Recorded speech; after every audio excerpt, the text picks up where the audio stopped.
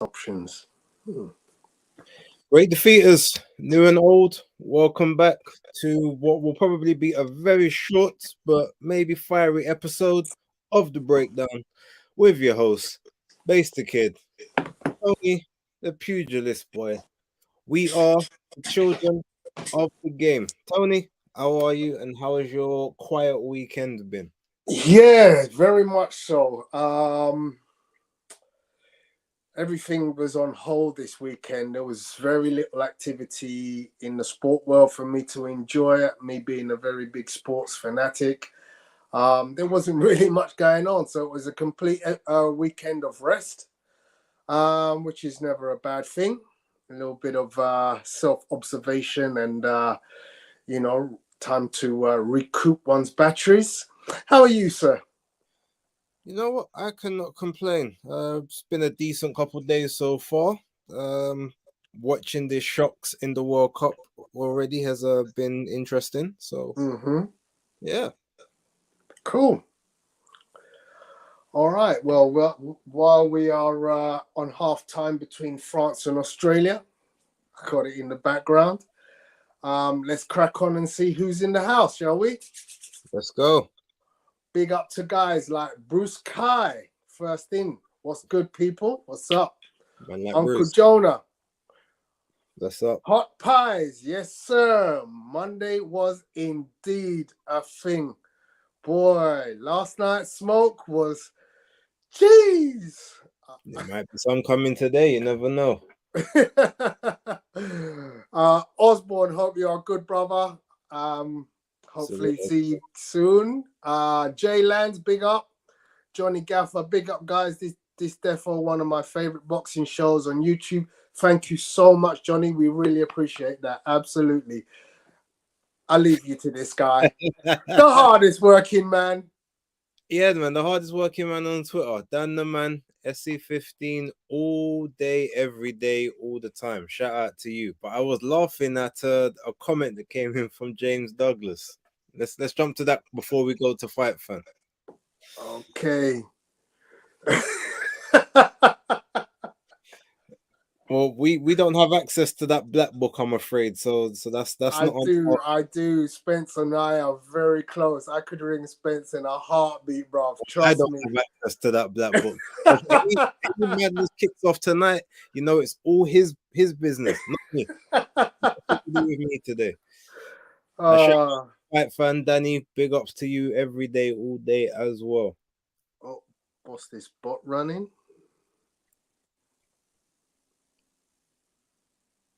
Okay, we got rid of that. Yeah, big up Fight Fan TV, Danny. Yes, Bruce Kai, represent. Fresh of last night's smoke.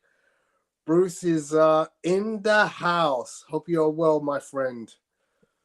I just want to say that stream elements might not be something to block. Really? I don't know. It looks like it might be an official something. Oh, I don't Maybe know how just to block it and just monitor it if you can. I don't know. I don't think I can do that now. All right, fair enough. Okay. Mr. Riri, what's up in the house? Jam down. Big up, Jam down. Right. So you had a short earlier. There might possibly be 2 videos dropping tomorrow. I know you like the work rate when it's elevated, so I'm just giving you the heads up from now. Good stuff. So, as you said, tonight will probably be a very short show. There was not a great deal of boxing action, but let's start the show talking about the London card, which is headlined by... That was Liam Davis, right? And it was Liam Davis and Iannuti, wasn't it? Or Enoch Baluta. Enoch Baluta.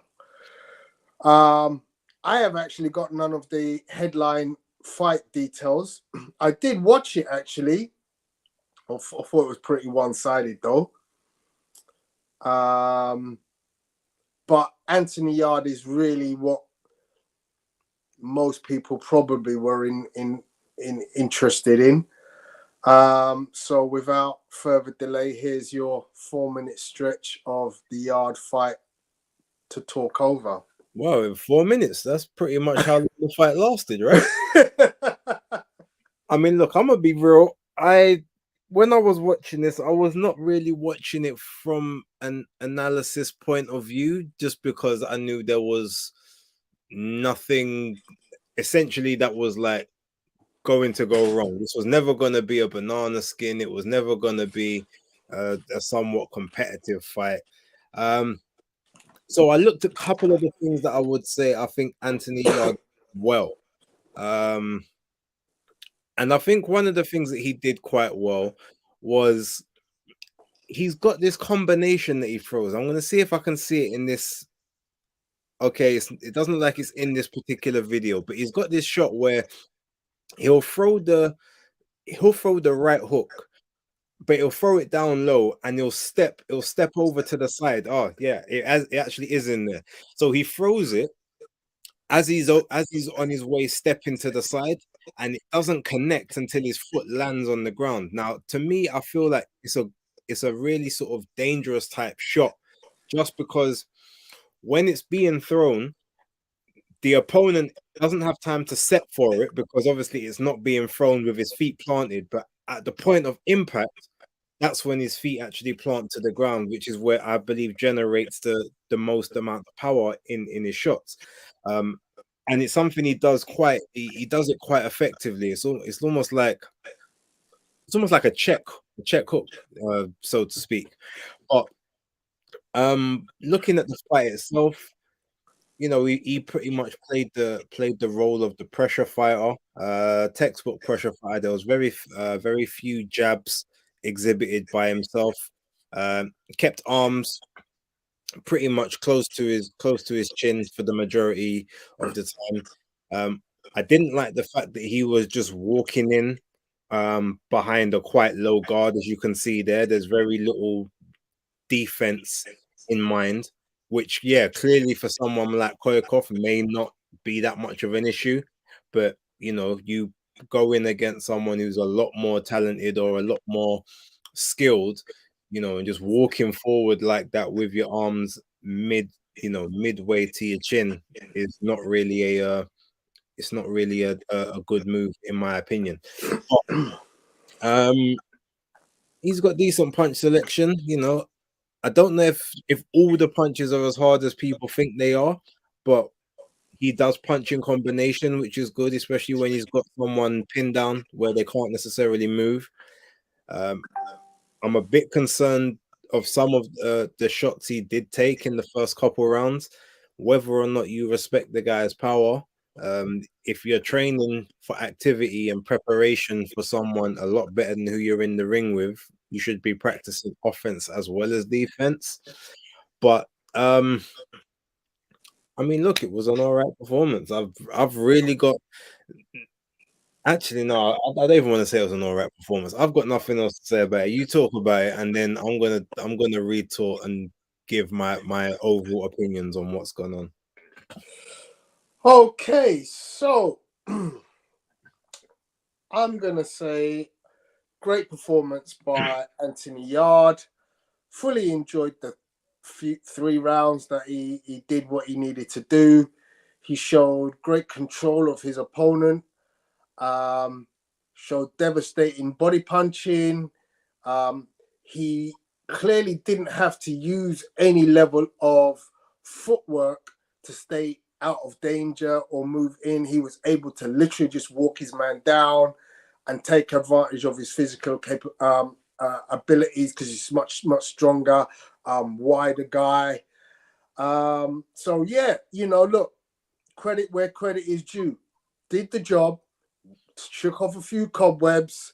As Travis said, you know, if he took on somebody a higher ranking, then, you know, it might have been a bit of a risk ahead of what is clearly was just the tune-up, because to be the sub-headline or the not even a co-main in a card at Telford Leisure Centre tells me that, well, boy, you was just desperate to blow off a few cobwebs.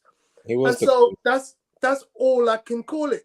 he was blowing off cobwebs. He did it against someone who was not near his ranking, and he looked good in the process of doing it. Lovely shot selection, great distance control, but there ain't nothing like the man he's about to face next. So, as much as I can commend him and say, you know, well done, salute, good job, I unfortunately have to be a realist and say, does that prepare him any for a fight coming up against one of the most destructive fighters in the game of boxing right now? Not at all. So let's hope that, you know, as was alluded to by many people yesterday, you know, this may be the most wide gap between a champion and a challenger that we've seen in a long time. I mean, probably Gervonta Tank against Rolly Ramirez. That's how I see it. It's like the guy who's the champion or who's the A side of the fight is up here, and the guy who he's facing is way down here. So, you know, or even, you know, even I would have said Denzel Bentley against Janibek. Denzel was, to me, closer to Janibek before the fight than Yard is to Beterbiev. So yeah, I agree with that.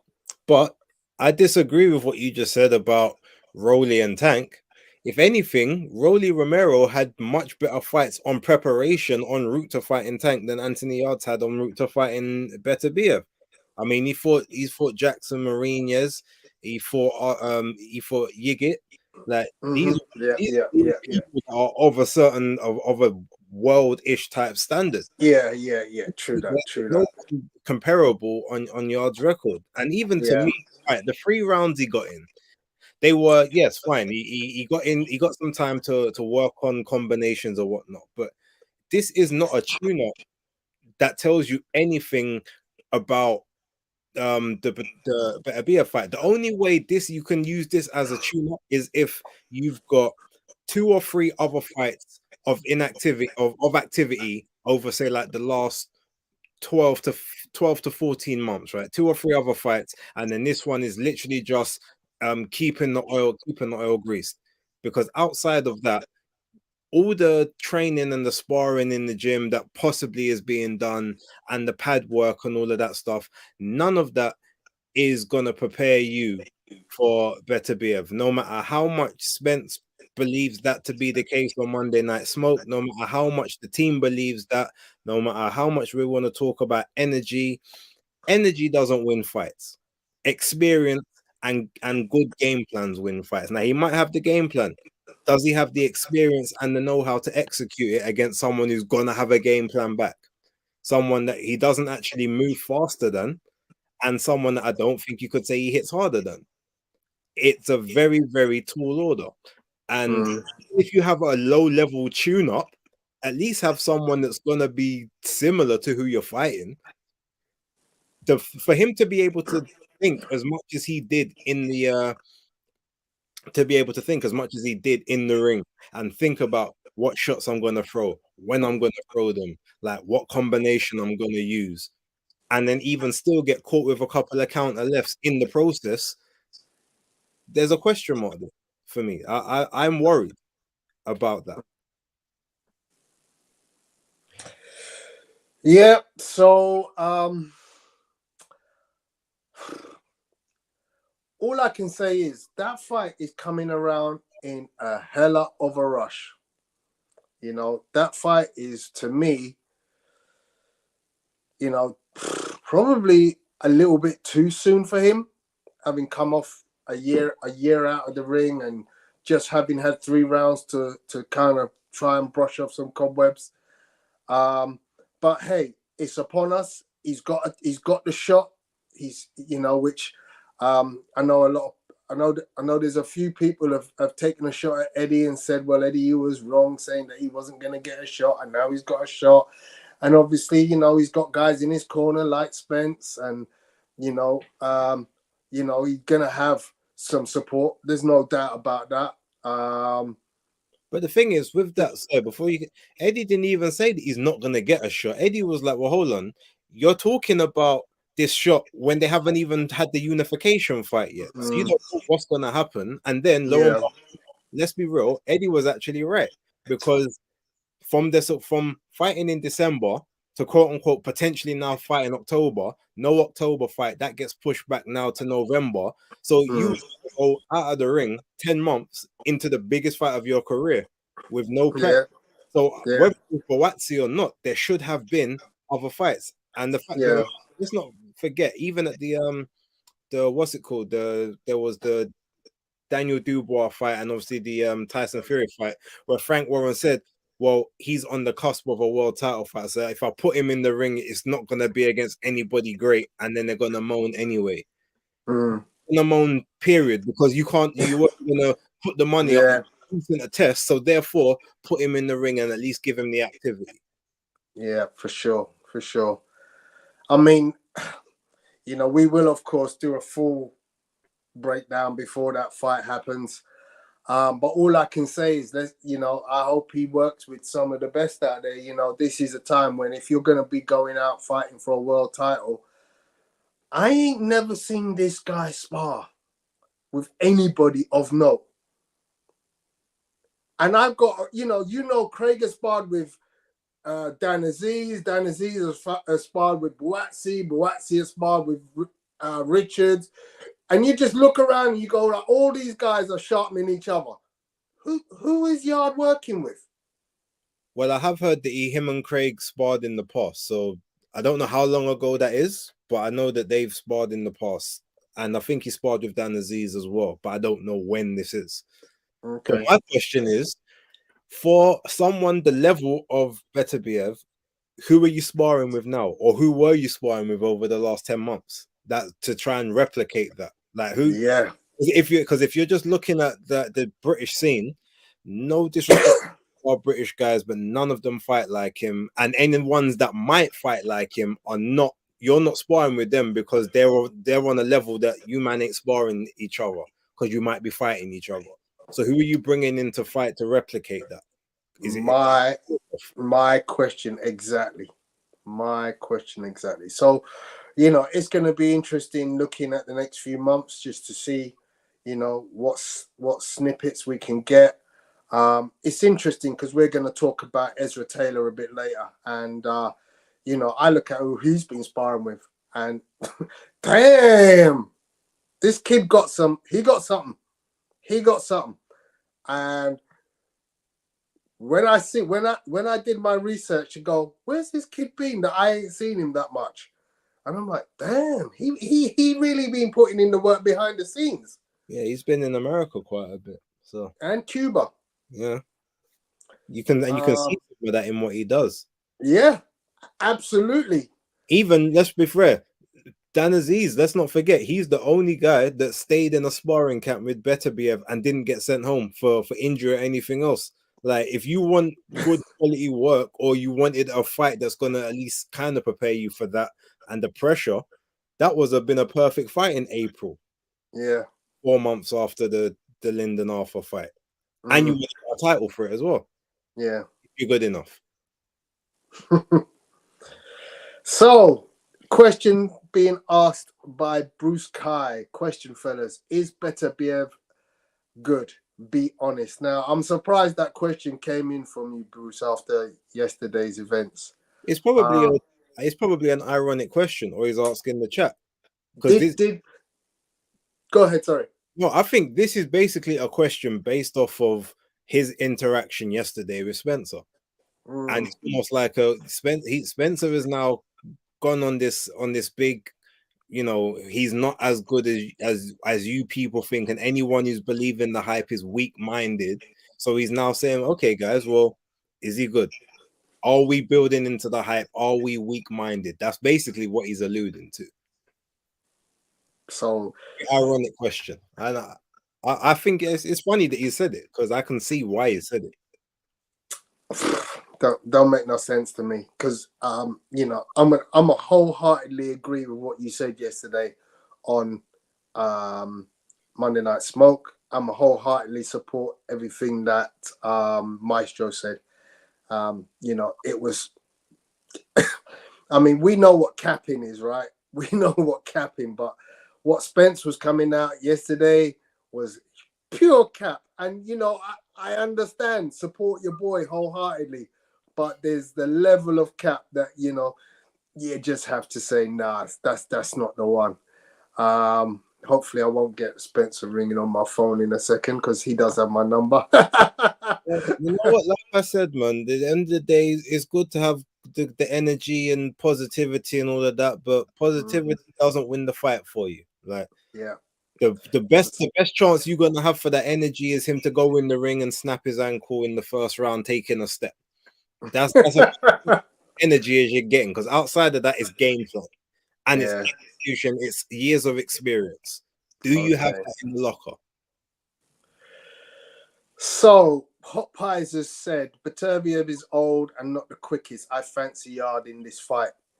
I mean, obviously, we're open to anybody's opinion here. And Hot Pies, if that's what you feel, then are quicker than the Yards. Yeah, I mean, all I would say is go look at the last two fights, bro, because quite frankly, there's a lot of things about Beterbiev that, quite frankly, you might miss. He does little subtle things that you might miss. So just study one of his last two fights, and I'm almost certain you might have a little thought about old and not quick. Jam Down says Yard is like a 40-plus-year-old with a little money and a decent car checking for 17-year-old girls. He's so comfortable being fed white-collar boxers with losing records. It's embarrassing. Harsh, I mean, who's to blame for him? Who's to blame for that? I don't put the blame on Anthony Yard for that. That's management. Well, you know what? All right. Without talking certain things that I've heard that he's not, I'm not going to say he's to blame for his opponents, but he doesn't push back on the opponents he's being given either. So he's complicit. Okay. I've heard he's complicit in who he fights. Put it that way. I mean, if a guy has a little bit of semi-autonomy over what goes on, and he's more willing to listen to his promoter, stroke manager, or confidant, whether that be Tunde or Spencer or anybody else around him, James Cook, you name it, then so be it. A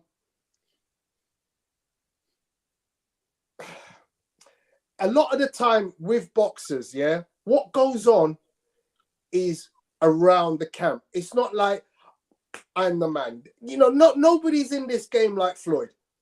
Floyd was the guy that said, I make the decisions, I put the value, I name the fighter, I name the weight category, blah, blah, blah, and I'm gonna, so there ain't nobody like that. Everybody else is run by someone. I mean, we've had this most recently with Terence Crawford and Errol Spence. Terence has absolutely put Errol Spence on blast for that fact that he's saying he's in control, and now he's exposed him and said, well, you ain't. And believe it or not, he ain't the only one like that. Because don't forget, Terence Crawford himself was in a slave contract that he was telling people, I'm about to sue this man for racism for the way he's dealing with me.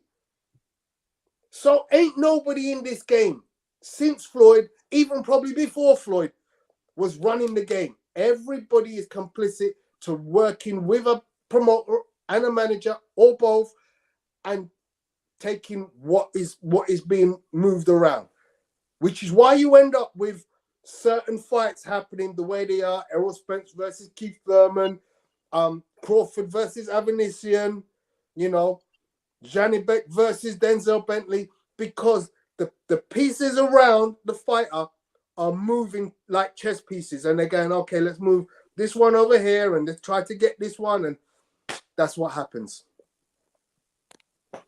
Fight Fan TV, Yard, Spider, and Buatsi would never fly Stefani Koikov out as a sparring partner even. Pretty much agree with that.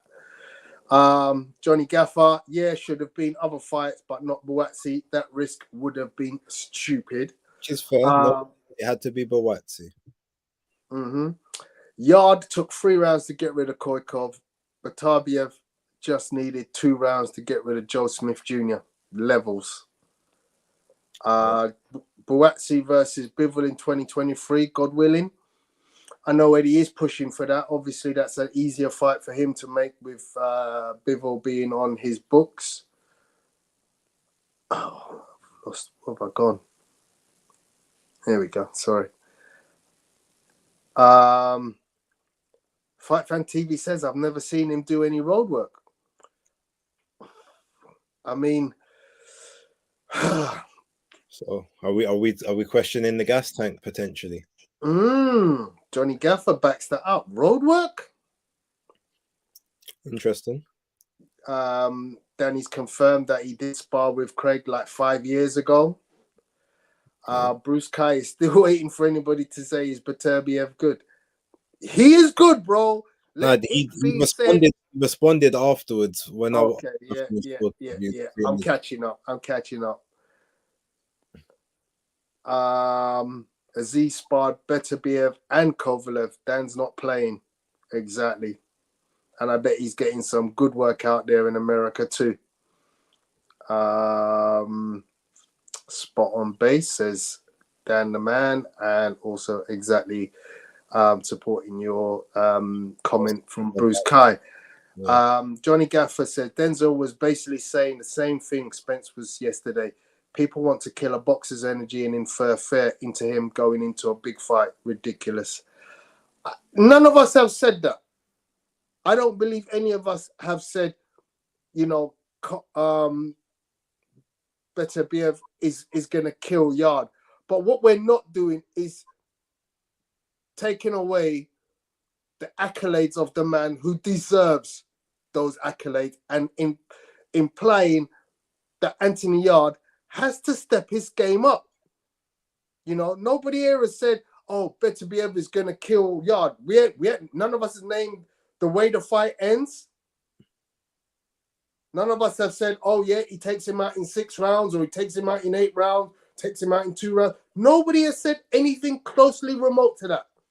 But what we have said is he's going to have to step the game up because what he faced on Saturday is going to be 10 times worse when he faces up against the guy, the killer, Artur Beterbiev.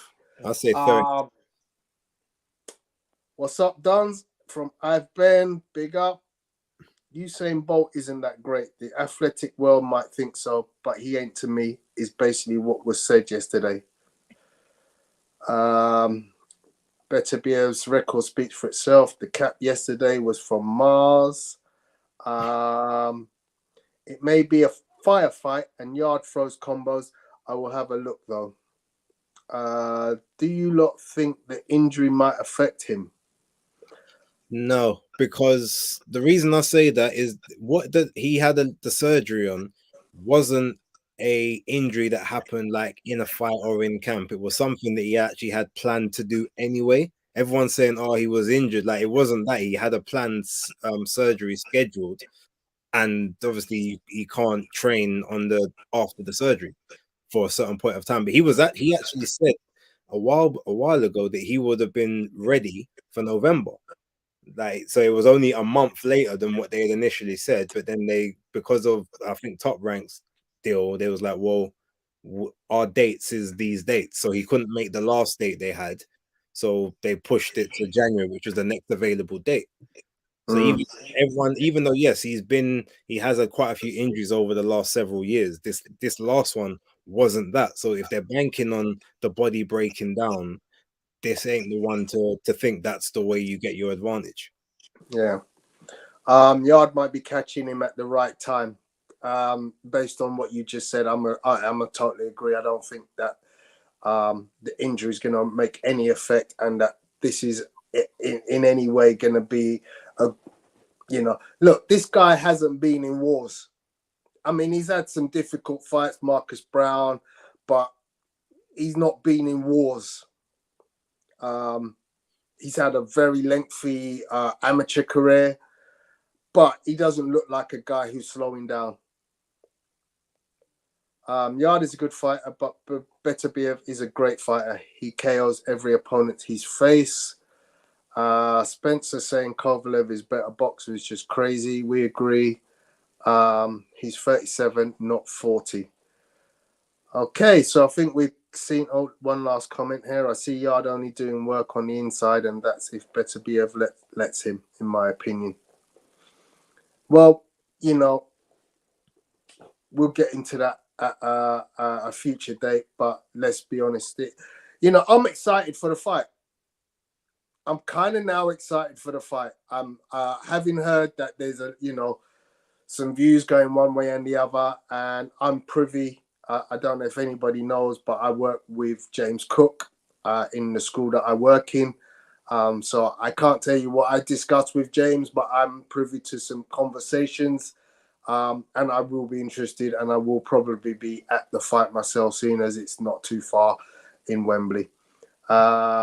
Bring him on the show, no?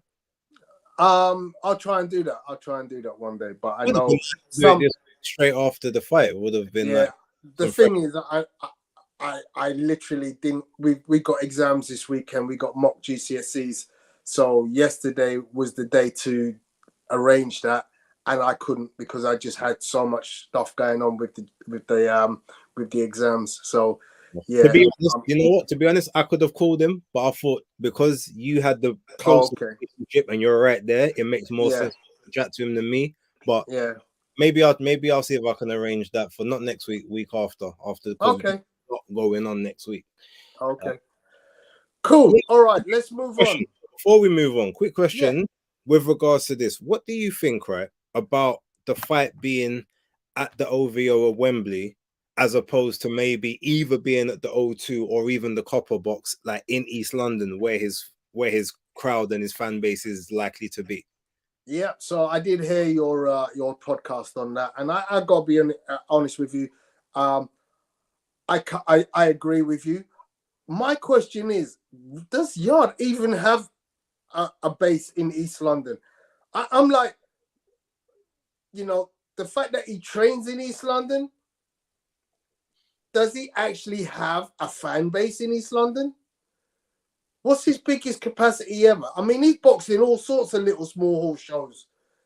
What's his biggest capacity show? I can't, I'm not sure. He fought at the Copper Box. Obviously, I've been to 2 of his shows, but he fought at the Copper Box with Lyndon Arthur. The show was pretty full. But to be fair, a lot of the fans there were actually from Manchester.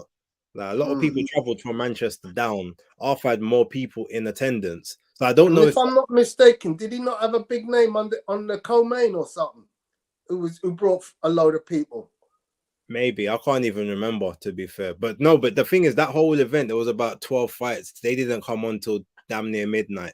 So or just after midnight. And then they still had fights after that. So it was a long show. But I'm just thinking the majority of people who I would assume are big fans of his are East London, Southeast London, Northeast London, that kind of territory, and making them go cross country is a madness. Because like I said, it takes me about 2 hours to drive there now at the best of times. On the train, I think it's about an hour from like Stratford. It's like an hour and something from Stratford to Wembley. So it's not the easiest of places to get to for us lot. So I just thought it might make sense to have it on the other side. Plus the fact that if you go somewhere like the Copper Box, it's about 7,000-8,000. Yes, it's not huge, but you can guarantee you can Hamza and Bradley Skeet. There you go. You can guarantee that you can kind of sell 7 or 8. Can you sell 13, 14, 20? I don't know. Yeah. I mean, the interesting thing is, that Frank Warren has the largest capacity boxing match in British history, 94,000 at Wembley Stadium. But he can't fill the O2 with Artur Beterbiev versus Anthony Yard. Because you kind of look at that and think, well, you're bringing over one of the biggest marquee names in boxing. Yeah. I don't know what you're paying him, but there needs to be some money generated at the gate. And it to me seems like, well, if you've got a bunch load of fighters, dash them all on that card, because that's the one where you want to stack a card deep. Something that we know Eddie can do. When Eddie wants to, he can stack a card deep. You know, I have no idea who we will have as a co-main, but you know, it just seems weird that you go with the OVO Wembley, which has a very limited capacity, when you could go somewhere bigger, Copper Box, or No, Copper Box is smaller than smaller. Wembley. Yeah, sorry, Copper Box is smaller, but yeah, O2, you know, and do bigger numbers in a more sort of, how can I put it? An easier location. Easier location, but also a more pristine venue. I mean, not to say, you know, Wembley is a scrub of an arena, but do you know what? Maybe there might be another event happening in and around Wembley, so you can kind of get some footfall as well. Maybe that's something they potentially looking at, because those things happen. Yeah. I mean, I'm definitely going to try and attend myself. Like, I wanna witness this fight and this event. And obviously, yeah, like everyone, I'm gonna hope that what I believe is true doesn't come to pass. But I just don't see it's the groundwork. I don't see the groundwork. I don't see the resume, the CV. And maybe I'm not supposed to. Maybe that's part of the surprise. You know, you don't see in the kitchen, you just see the meal at the end. Hopefully, it's that kind of situation. But I don't know that the meal didn't look prepared last time. So I haven't seen more since then to tell me that the cook and the chef got better. Cool. All right, let's move on.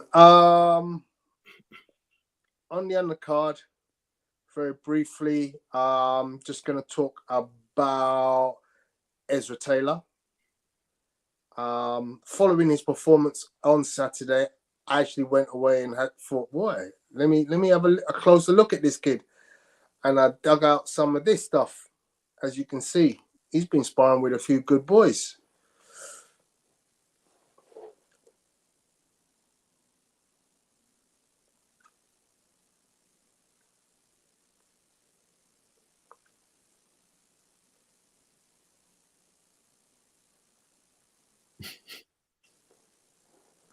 So yeah, Ezra Taylor, as I mentioned earlier, he has been working out in America.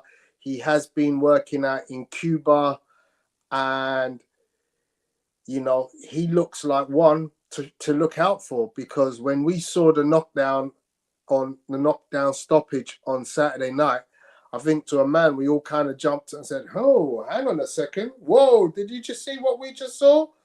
And it was like, yeah, that kid, we better get another look at this kid. So as I said, you know, he looked very impressive in his performance. Moves very well, very nice footwork, good head movement, lateral movement, and his picking of shots. Whew, it was nice. It was nice. So one to definitely look out for. What was your thoughts, Base? No, pretty much the same. I mean, look, I don't want to be a hypocrite and say, oh, well, you know, look who he fought and then look who Yard fought, and they did this pretty much the same thing, because they did, in terms of they had their way with their opponent.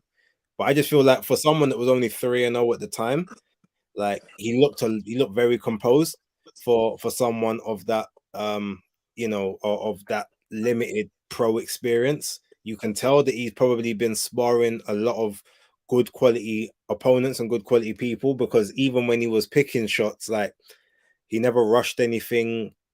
He never just said, okay, let me just, you know, oh, he's hurt, okay, let me go after. Everything seemed a bit meticulous. It all had a point behind it. And yeah, there was solid footwork there. He looks like someone that you can, you know, that you can build on, and someone that, if as long as they keep developing and actually, you know, apply themselves, don't get into the hype, definitely he can work. Like I definitely like what I saw, and I will be looking forward to more of his work. So it means I will be watching a lot more Queensberry shows as well, especially if he's on the undercards, because he's definitely going to get his spot, which is the main thing. So Johnny Gaffer has asked, how old is he? He's actually 28, which means he's no young spring chicken. But he's obviously come into the sport late, and he's going about it in a pretty decent way, in that he's going out there and getting work with good people. I mean, if you take a look at his Instagram account, you'll see some pretty impressive work going on. Obviously, some of it is against rank amateurs, but as I showed in the video, to be sparring with Richard Riatpour and Lawrence Okoli means that you ain't afraid to step in with bigger guys who are world level, and I bet he's learning a hell of a lot. And obviously, the Cuban work that he's doing, it looks like it's doing well for his style, because he has a style which I'd like to say actually resembles a little bit of Ben Whittaker. He has a certain Ben Whittaker about it. Even when you listen to him talking, he's very cocksure of himself, which I'm not no issue with. If he keeps doing what he's doing so far, good luck, and we might see that fight at some point in the future. Fight fan Danny says he looks good and reminds him of a cross between Shaq Peters and Anthony Small. And Bruce Kai says, damn, there's a name from the past. Small, so bonkers what happened with him. He lost the plot completely, yeah. So we move on from Ezra Taylor, and we go across the waters to card across there from Golden Boy, Jamie Munguia. I don't even know how to start this. I mean, the guy he's fighting, we just talked about yard and poor opponents. The guy that Munguia is fighting, Gonzalo Correa. I mean, in 2 rounds back in 2019, I believe, or 2020. It's just not even. I mean, look, I'm not really going to critique the performance because there's nothing to critique. It was another 3-round job. The most, as I said on my show, which I need to correct, I said he had 7 fights in the last 2 years. That's actually correct. It was 7 fights in 3, but that is still more active than some people have been. However, whereas I'm thinking, it was 4 fights 1 year, 3 fights the other, where it's actually like, no, 2 fights, 3 fights, 2 fights kind of situation. It's not good enough. Like, if you're gonna have 2 fights a year, one of them's at least gotta be like top level. And by top level, I don't also mean Gabe Rosado, who, as good as he is, still came into the fight with 13 losses. Like, that's supposed to be the second fight you have. He's turned down the WBO mandatory last year. He turned down the WBC final eliminator for the interim title and guaranteed mandatory shot. I think that was either last year or earlier on this year as well. Now he's talking about possibly fighting Golovkin. Funny enough, he didn't talk about fighting Golovkin after the Murata fight. It's only after the Canelo one. I don't know if he gets the Golovkin fight. I'll give him credit if he can beat Golovkin. I'll still do that, because at 40, Golovkin's still the best person at 160 right now, I'm afraid, which is a shame in itself. But outside of that, if it's not a Golovkin or a Janny Beck next, or a Charlo or a Adames or someone of that ilk, then yeah, I've lost all hope in what Golden Boy are doing with him. Because I'm not necessarily going to blame him, because I know for a fact he doesn't pick his opponents as such. But Oscar is very risk averse with his quote unquote cash cows, especially after he's lost the biggest one. And even his biggest one is like he didn't want to make certain fights with him, which is part of the reason why Canelo left. So yeah.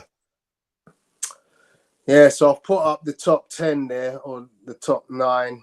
The next 9 are on the next sheet, but there's a lot of names there that it's amazing. I know this is Box Rec and they work by the weirdest algorithm, which makes Jamie Munguia be at 3. Of course, that differs to the governing bodies or the sanctioning bodies who have him in different places. But the Box Rec algorithm does work on the basis of your complete career and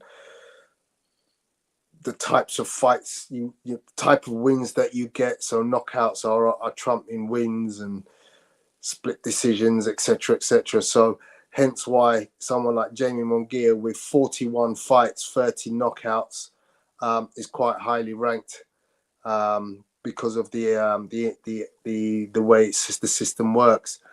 But how he's up there, and he's fought none of this lot, and he's fought none of this lot. Yeah, there's been an error in the algorithm since 2019. So they took away a lot of historical data. So like, think people like, for instance, Vladimir Klitschko and that. So when they removed those people off of there, they messed up something in the algorithm, which took away like a lot of other different points and skewed a lot of stuff.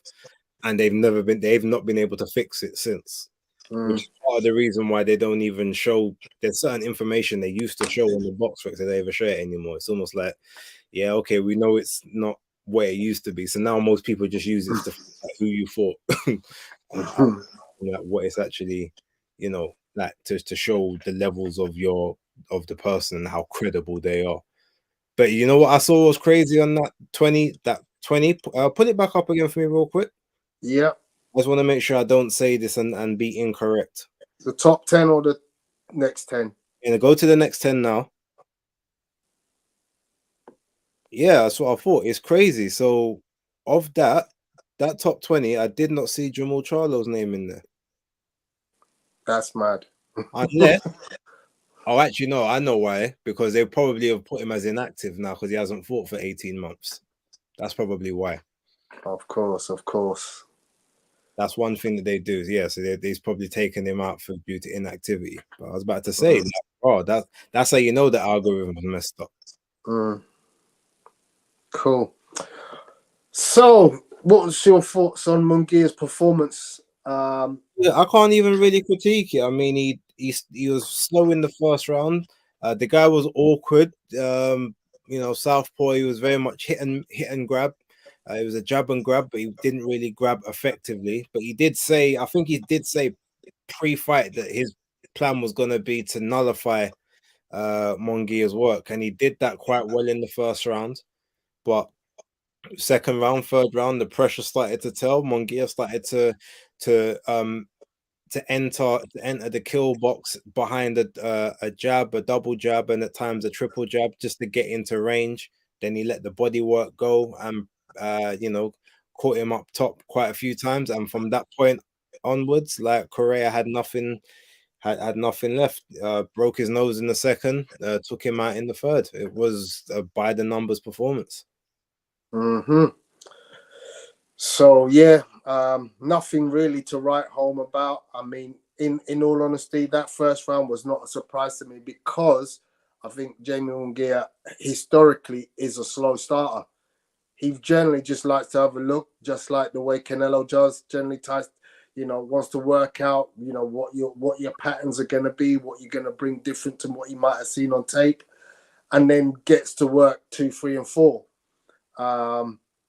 Obviously, it didn't take him very long to get to grips with the low IQ of Korea and was able to take advantage within a short period of time. Obviously, knocked down in round 2 and then knock out in round 3. So yeah, that's all that needs to be said. The question is who is next for Jamie Munguia? And you've alluded to a couple of the guys, and it's just that division needs a proper cleanup, doesn't it? Yeah, pretty much. Obviously, like I said, we've got to shout out Ring IQ for the graphic all day, every day. With regards to who is next, like I've given my names, it may not be any of those, but I mean, at this point, I'll take a Sergey Derevyanchenko. As beat up and as battle worn as he is right now, I'll take that. But I would really like, as I say, it's either Janny Beck or Carlos Adames. I would love one of those two to be the next fight, because that shows intent. If you can get Golovkin, brilliant. Take Golovkin. Whether you win, lose, or draw, you get respect. And I just want him in fights that are of his level. As long as he's fighting top 10 guys at 160 or 168, being a top 10, win, lose, or draw, I don't care. Just be in the fights. Especially someone that, it's not like you trade on technical prowess and being like the sharpest shooter and everything. You're a slugger. You're a come forward fighter. That's your game plan. So being there against people that are gonna, pressure, even if you have to be in there with someone that is not really a known puncher, but is prepared to sit and trade, or at least like make you have to work for your food. Like, I'll take those kind of fights. That's absolutely. Yeah. Cool. Let's have a look. Bafor says Felix Catch needs to fight when world-class fighters instead of fighting these British levels fighters all the time. Munguia is like the 160-pound version of Zerdo Ramirez. Yeah, I agree.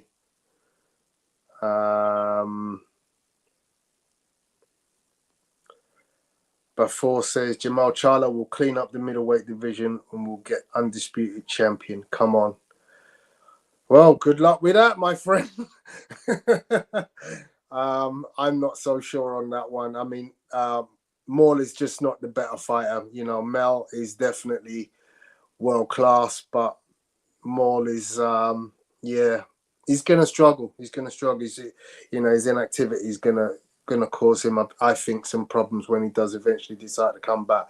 I'm not sure how much is left in the tank for Triple G. I'm kind of the opinion that he should walk away from the sport now. Well, I think he's supposed to fight Lara next, isn't it? Well, he asked for an exemption to fight somebody else, and then Lara after that. Who it was, but I was just thinking though, is it me, or did Jamel Charlo actually get better and take harder fights after he took the loss? Almost like as soon as his O went, he's like, you know what, screw this, let's be great now, as opposed to let's be undefeated. Yeah, I would agree with that. I think he fought some very good fighters down there at light middle. Obviously the two fights with Ramirez were, tough fights. Sorry. You mean Castaño? Castaño, sorry. Yeah.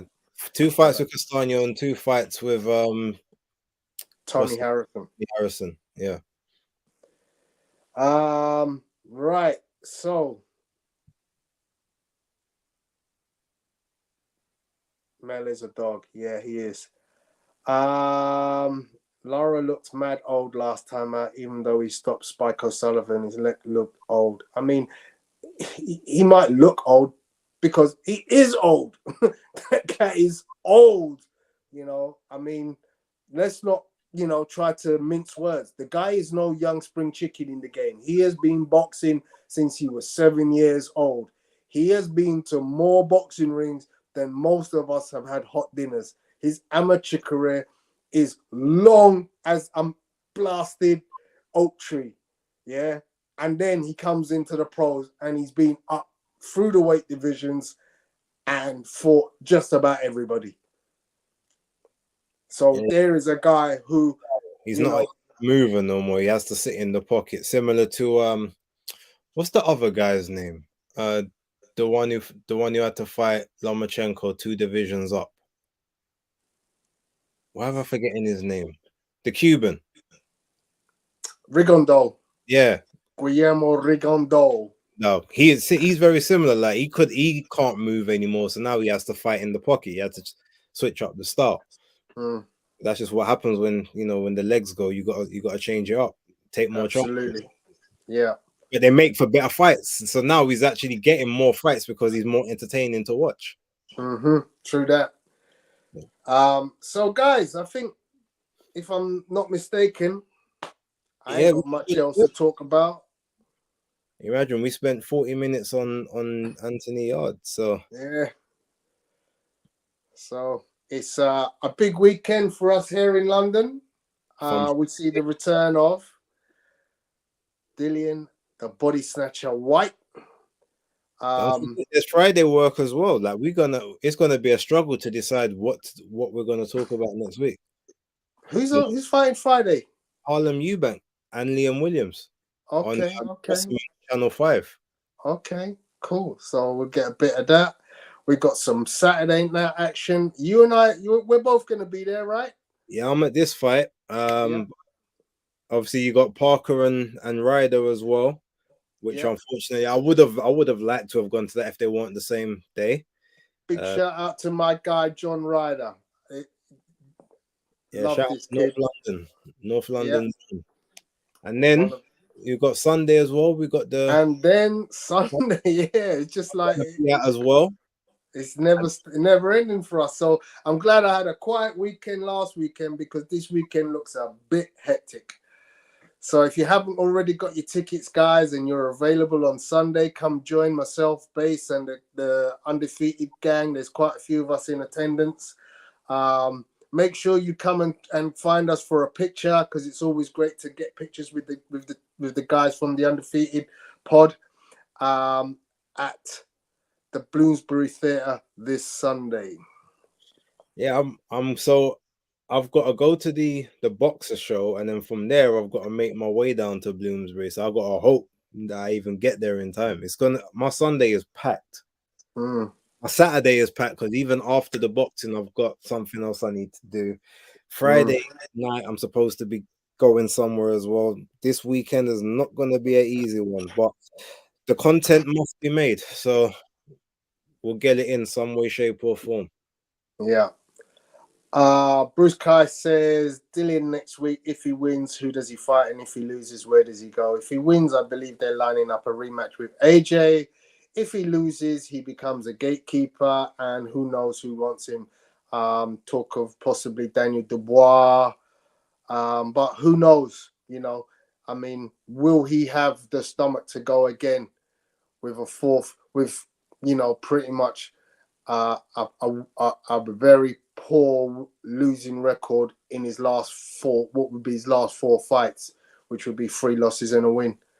All right, so go on, say, Karen, my apologies. Yeah, I was going to say, I'm not sure if he would have a great deal of motivation going on from that kind of succession of fights.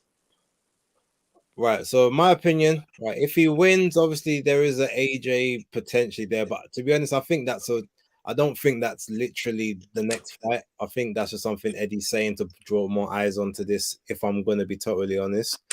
I think he gets someone like a Zhang or like a Wallin I think he's going to be given those kind of opponents. There will be an AJ fight like down the line, but I think that's next if he wins. And if he loses, it's going to be White Chisora 4 or White Chisora 3, sorry. It will be a trilogy with them. I can see that happening. It's going to be a trilogy because... I mean, I must admit, the 2 fights both have been classics. They've been great wars. They're not pretty, but they're blood, for the hardcore casual, they're good hardcore action. And they'll both make good money off of it as well. So yeah, good, yeah. So I think, guys, that is us. The usual end of the show ticker tape, where you can find Base on his platforms, his shows coming out through the week. If you missed it, go catch his 100th. If you guys ain't seen it, check the short I done earlier on today in response to the Tyson Fury pay-per-view price with Chisora. Yep. On Sunday, you can see that in my live streams. It's had some pretty decent reaction thus far, so thank you to everyone who has watched that. If you haven't, just check the first 5 minutes. It all helps on the algorithm. But yeah, and Bruce, I will get back onto the Discord when I get a new phone. Like, you lot talk too much in there, dunning out my battery. It's already struggling as it is. I'll have a new phone in January. I'll be back then. Good on you. Before, yeah. Jeez, World Cup, my guy. Okay, so yeah, go on the Black Stars. Lovely. So that's it, guys. I think we are done. Thank you all for joining us this evening. I didn't think we'd get through an hour, to be honest, but as Base has said, yeah, we did give Anthony Yard extended minutes. Hope you enjoyed the show. Go tell a friend. Don't forget to hit that like button on the way out and subscribe if you haven't done so. There was a new user who wasn't feeling our show too much. I did see...